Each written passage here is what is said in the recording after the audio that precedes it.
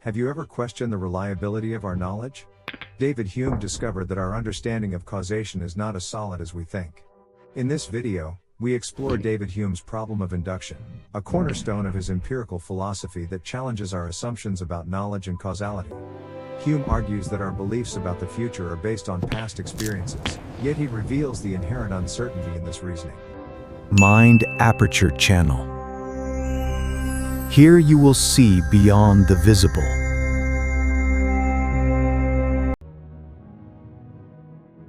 You know that feeling when you're standing in the plant nursery greenhouse at 6:47 a.m., the morning light filtering through the glass panels, and your client, the one who hired you specifically for your expertise, is telling you that the orchids should go in the corner despite everything you've explained about light requirements? Your chest compresses as you watch them dismiss 3 years of horticultural knowledge with a casual wave. The air smells like wet soil and fertilizer. Your fingers go numb gripping the potting soil bag. You've been alone with your thoughts since dawn, and now you're wondering, what if you're wrong? What if all your experience means nothing? Or picture this, it's December 23rd at 2:15 p.m. in the auto mechanic's waiting room, and your ex-spouse sits 3 chairs away, the one you co-parent with, the one you're supposed to be civil to during the holidays. The overhead institutional glow makes everyone look exhausted. Your ex's new partner is here too. You're all pretending this is fine, that the transmission repair will take exactly as long as it always does, that nothing unexpected will happen. But your mouth goes dry because you know, from 15 years of marriage, that nothing ever goes exactly as predicted. The waiting room smells like motor oil and old coffee. You grip the armrest so hard your knuckles whiten. What if the repair costs more? What if they need to talk about custody again? What if this moment unravels everything you've carefully managed? Then there's Sunday evening at 7:23 p.m. on the subway platform, waiting for the train that will take you home before Monday arrives. Your sibling stands beside you, the one you haven't forgiven, the one who said things 5 years ago that still sting. The platform is nearly empty. Neon signs bleed through the tunnel darkness. Your shoulders stiffen as you both stare at the tracks. You've taken this train 1,000 times. You know it arrives every 8 minutes. You know the schedule. You know what to expect. But standing here with them, you realize you don't actually know anything about what happens next, not about the train, not about whether you'll ever truly forgive them, not about whether this awkward silence will ever transform into something real. The air tastes metallic, like the rails themselves. Your breath goes shallow. In each moment, you're relying on what you've learned before. The plants will thrive where you place them. The repair will cost what it always costs. The train will arrive on time. But here's what David Hume understood that keeps you awake: your past experience doesn't actually guarantee your future. You're making predictions based on patterns, but the universe doesn't promise those patterns will hold. This is the problem of induction, the gap between what has happened and what will happen. And you're living in that gap right now, aren't you? That fear you just felt? It is costing you more than you realize. Here's what David Hume understood that most people ignore: you're making decisions right now based on a dangerous assumption. You believe tomorrow will work like yesterday. You assume that because something happened before, it will happen again. This is the problem of induction, and it's bleeding money, relationships, and time from your life every single day. The trap is this: your brain collects patterns. It sees them repeat a few times. Then it treats those patterns like laws of physics. You've been healthy, so you skip the checkup. Your partner has always forgiven you, so you keep making the same mistake. The market has always recovered, so you bet everything. But Hume saw the flaw. Past experience doesn't guarantee future outcomes. The sun rose yesterday, but that doesn't mathematically prove it will rise tomorrow. And when you ignore this, the cost compounds. Think back to 3:47 a.m. last Tuesday. Your teenager won't come out of their room. You're standing in the basement storage unit where you keep the old instruments, the ones they used to play before they pulled away. The air smells like dust and old wood. Your chest compresses as you realize, you've been assuming they'd always want you around. That pattern held for 16 years. You stopped paying attention. Now your fingers go numb holding a saxophone case, understanding too late that nothing was guaranteed.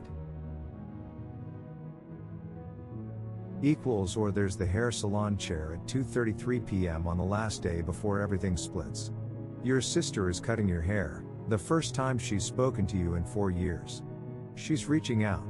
You've assumed estrangement was permanent, that the bridge burned forever. Your throat tightens. The metallic taste of old fear coats your tongue. You realize you've been living as if the past determined the future absolutely. Then there's the birthday party chaos. You're 43, alone for the first time, watching your mentor's grandchildren tear through a backyard while she watches you with disappointment. You've assumed your mentor would always accept your limitations. The pattern held for a decade. But patterns break. Your shoulders sag as you taste the bitter knowledge you predicted wrong. The cost isn't just these moments. It's every decision built on yesterday's evidence. Every relationship you took for granted. Every opportunity you dismissed because it never worked before. Hume's insight demands something urgent from you. Stop assuming. Start asking instead. What if this time is different? What if the pattern breaks? What if you're wrong about what comes next? So why do we do this to ourselves? The answer lies in a fundamental misunderstanding about how your mind actually works. You're sitting in the pew at 3:14 a.m. Well, it feels like 3 a.m. even though it's Sunday morning service, the golden hour light bleeding through stained glass, painting your hands amber and crimson. 23 years married today. Your wife sits beside you, humming the hymn, and you realize you haven't truly listened to her in months. The person 3 rows ahead, Marcus, the one you borrowed $5,000 from and never repaid, the friendship that died quietly, his shoulders are rigid. Your chest compresses watching him. You keep expecting your mind to work like a calculator, past behavior plus present intention equals future outcome. But that's not how reasoning actually functions. David Hume understood this in the 1700s when he realized we can't logically justify why the sun will rise tomorrow just because it rose today. We assume patterns. We trust repetition. But the moment you borrowed that money, you believed your apology would come naturally later. It didn't. The pattern broke. Your throat tightens because you're realizing the mechanism. Your mind doesn't deduce consequences, it observes them after they've already happened. You're always one step behind your own reasoning. Think back to the unemployment office at 8:47 a.m., the day after the layoffs. You're sitting in a plastic chair that smells like old coffee and desperation, waiting for your number to be called. In your bag is your violin, you'd planned to practice during lunch, a habit from better days. A younger version of you, the one who believed consistent practice guaranteed success, sits across from you in memory. That version believed, if I practice daily, I'll get the audition. If I get the audition, I'll get the job. If I get the job, I'll be secure. But the pattern collapsed. The company folded anyway. Your fingers go numb gripping the violin case because you're understanding Hume's insight. You can't actually prove that your actions cause your outcomes. You can only observe what happened after. The reasoning comes after the fact, not before. You constructed a narrative of cause and effect, but the universe doesn't care about your narrative. There is that moment in the cemetery at 12:31 p.m., lunch break, standing at your father's grave, except he's still alive, in the care facility 3 miles away, and he didn't recognize you yesterday. You're holding the medical forms, the insurance paperwork, the bureaucratic maze that promises proper documentation plus timely submission equals approval for his care. Your jaw clenches so tight your molars ache. The overcast light is flat, institutional, matching the forms in your trembling hands. You've been following the pattern. Fill out forms, submit, wait, approve, care improves. But your father's mind doesn't follow that sequence. The paperwork doesn't restore recognition. Your mouth tastes metallic, copper and salt, because you're finally seeing what Hume saw. We believe in causation because we observe sequences, not because we understand them. We assume the next domino falls because the last one did. But there's a gap. A space where logic fails. That gap is where you've been living, expecting your actions to produce predictable results in a world that doesn't work that way. The mechanism is this: your mind observes patterns, then invents the logic backward. You don't reason your way to conclusions. You experience outcomes, then construct reasons why they happened. And you'll keep doing this, keep expecting tomorrow to follow today's rules, until you stop demanding that causation makes sense and start accepting that it simply is. Now that we understand where this wisdom comes from, let us break down exactly how it works. The problem of induction is deceptively simple. You assume tomorrow will resemble today because yesterday resembled the day before. Your entire life runs on this assumption. But Hume asks the question that breaks everything open: why should the future obey the patterns of the past? Consider the Uber at 4:47 a.m., the morning you're dreading your shift. You haven't slept. The driver is silent, and in the back seat sits Marcus, the person who betrayed you 7 years ago, now your passenger by cruel coincidence. Your chest compresses as you realize you've predicted this encounter would destroy you based on every painful memory. But notice what's actually happening right now. The leather seat is cold beneath your thighs. Rain taps the window. Marcus stares ahead, older, diminished somehow. Your assumption about how this moment should feel doesn't match what's actually occurring.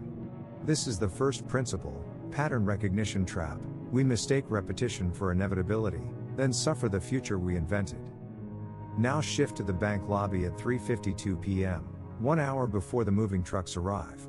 You're waiting for the teller, and your former boss walks in, the person you once admired, now someone who disappointed you so thoroughly you can taste the bitterness on your tongue. Your jaw tightens. You've predicted this encounter 1,000 times in your mind. But here's what Hume reveals: you're experiencing two moments simultaneously. The past moment, the betrayal, and the imagined future moment, this confrontation. The present moment, the actual one, where you're standing in climate-controlled air that smells faintly of coffee and old paper, doesn't exist for you yet. This is present moment blindness. We live in the gap between memory and prediction, never in what's actually here. Finally, the garage at 6:23 a.m., sorting boxes with your partner of 23 years. You're running late but physically unable to rush, your legs feel heavy, your movement sluggish. You've predicted this partnership would feel effortless by now. Instead, you move like strangers. But Hume's insight cuts deeper. You're assuming that because you've been together 2 decades, you know what comes next. You don't. The future isn't written in the past. Your partner's hand brushes yours, reaching for the same box. The touch is warm, unexpected. For a moment, the pattern breaks. This is assumption dissolution, recognizing that each moment contains genuine possibility, not just echoes. The framework works like this. First, notice when you're predicting based on pattern. Second, pause and observe what's actually present. Third, accept that the future genuinely remains open. You don't need certainty. You need presence. Here is where everything shifts. This is not just a technique, it is a complete transformation. You're in the hospital break room at 4:47 a.m., the neon exit sign casting red shadows across the linoleum. Your journalism deadline is in 6 hours. The coffee tastes bitter, gone cold in your hands. Your chest compresses as you stare at your phone, a text from Marcus, your ex-friend, asking how the story's going. You haven't replied in 3 years. Your fingers won't stop moving across the keyboard, deleting drafts, starting over. The air smells like stale coffee and antiseptic. You're trapped in certainty. If I reach out, he'll reject me. If I don't, I'll regret it forever. But here's what shifts. You realize you've been assuming the future based on the past, that because the friendship ended badly, it must end that way again. You text him. Not the perfect message. Just, I miss you. I'm scared. His reply comes before your deadline. Not reconciliation, but possibility. The red shadows soften. Your shoulders drop slightly. You're not certain of the outcome anymore, and that uncertainty becomes freedom. You're on the wedding reception dance floor at 9:23 p.m., the day your exam results arrived by mail. Your employee, Sarah, brilliant Sarah, is dancing with her husband, laughing. You know you need to fire her. Budget cuts. Nothing personal. Your throat tightens. You've been certain of this decision for weeks, rehearsing the conversation, predicting her devastation. But watching her spin under the string lights, you realize something. You've been assuming you know what this firing means for her future. You've been certain it's catastrophic. You tap her shoulder. You ask her to step outside. Instead of firing her, you ask, what would you do if you weren't afraid? She tells you about her dream, starting her own consulting firm. You don't have the budget to keep her, but you do have a network. Your jaw unclenches. Her eyes widen. You've moved from false certainty into honest uncertainty together. The outcome is still unknown. But it's no longer predetermined. You're at the laundromat at midnight, the morning of your decision. Your spouse is asleep at home. You discovered the betrayal 3 days ago. Your fitness journey, the one you've been so proud of, suddenly feels hollow. You've been certain of one thing: your marriage is over. The machines hum around you, warm air rising. Your wrists feel weak as you fold clothes that still smell like their cologne. But then you pause. You've been certain based on one moment. One text. One lie. You realize the problem of induction. You've assumed the entire future from incomplete evidence. You don't know what comes next. You don't know if repair is possible. You don't know if you're strong enough. But you know this: certainty was a cage. Uncertainty is terrifying, and it's also where choice lives. You text them, we need to talk. I don't know what happens next. Your spine straightens slightly. Equals not hope. Not yet. But the possibility of hope. That's the shift. That's everything. Equals understanding the shift is one thing. Here is how you practice it, starting today. You know that feeling in the gym locker room at 6:47 a.m., the morning of the date you can't quite name, 3 years since your daughter was born, and you still can't look at her without feeling like an imposter? The air smells like chlorine and old metal. Your chest compresses as you sit on the bench, staring at your phone. You're supposed to feel bonded by now. Everyone says so. But what if the assumption itself is the problem? What if you've been drawing conclusions about what you should feel instead of observing what's actually happening? This is where evidence gathering begins. Don't assume the bond will come.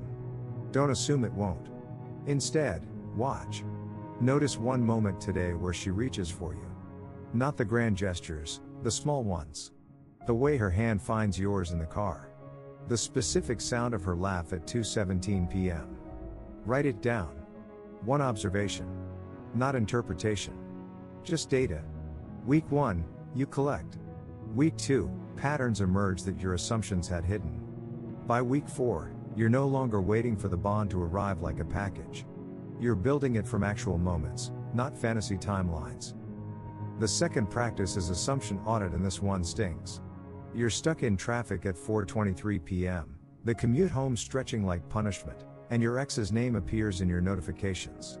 Your throat tightens. Your immediate conclusion: she's reaching out because she misses you. Equals, but stop.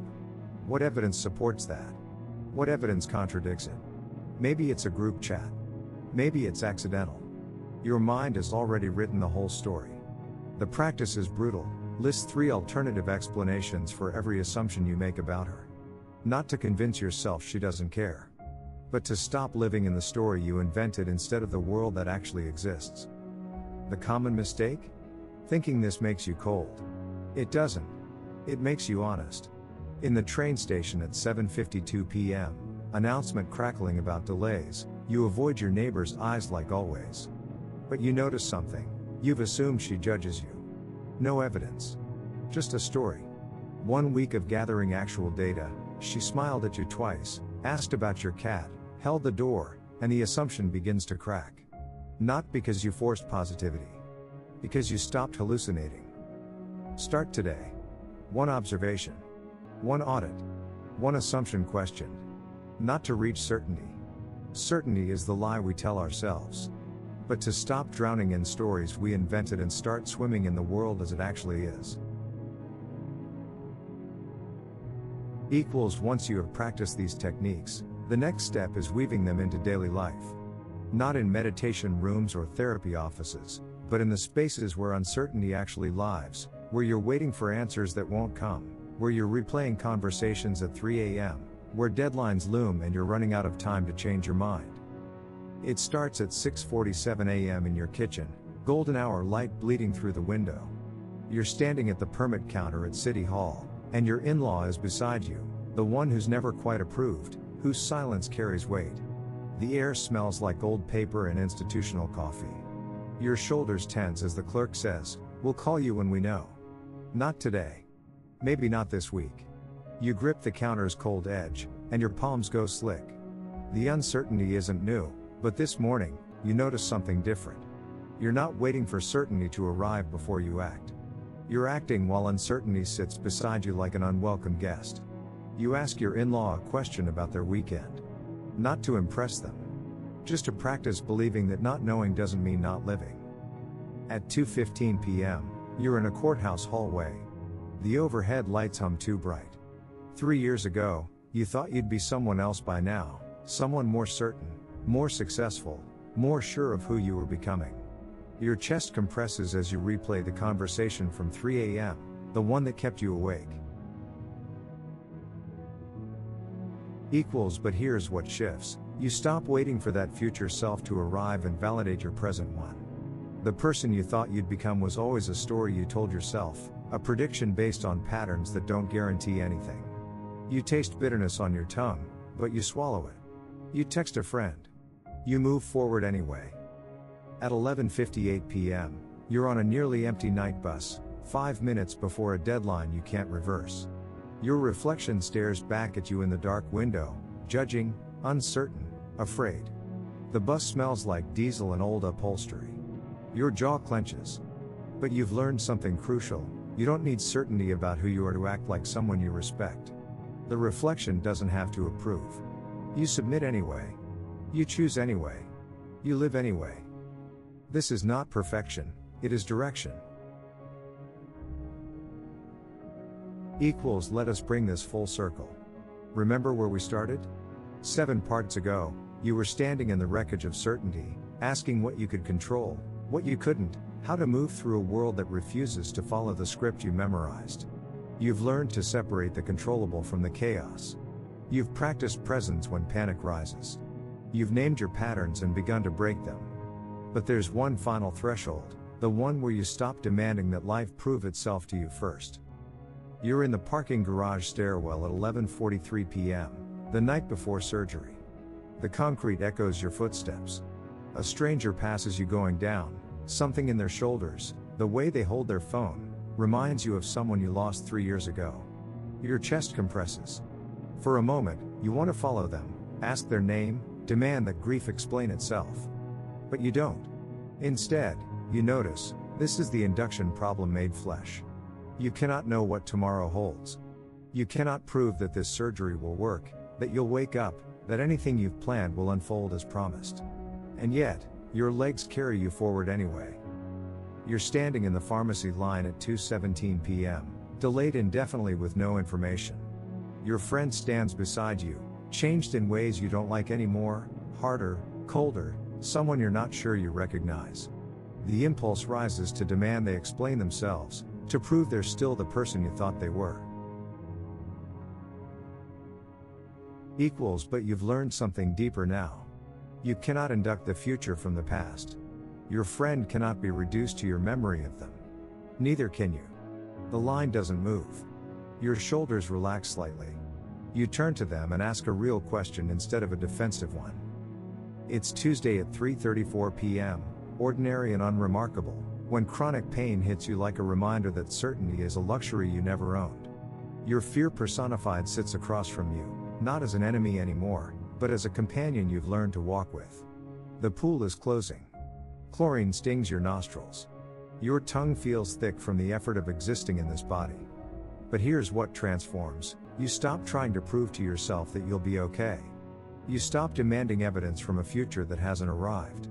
Instead, you embrace the radical uncertainty that you might be okay, you might not be, and either way, this breath is real. Hume understood something we spend lifetimes resisting. We cannot prove the sun will rise tomorrow. We can only choose to live as if it might, and act accordingly. That's not faith. That's wisdom. If this opens something in you, subscribe and hit the notification bell so you never miss a video. Share this with someone ready to hear it. Drop a comment. What insight hit you hardest? Watch the video appearing on screen now. Your transformation starts not tomorrow, right now, in this breath, in this choice.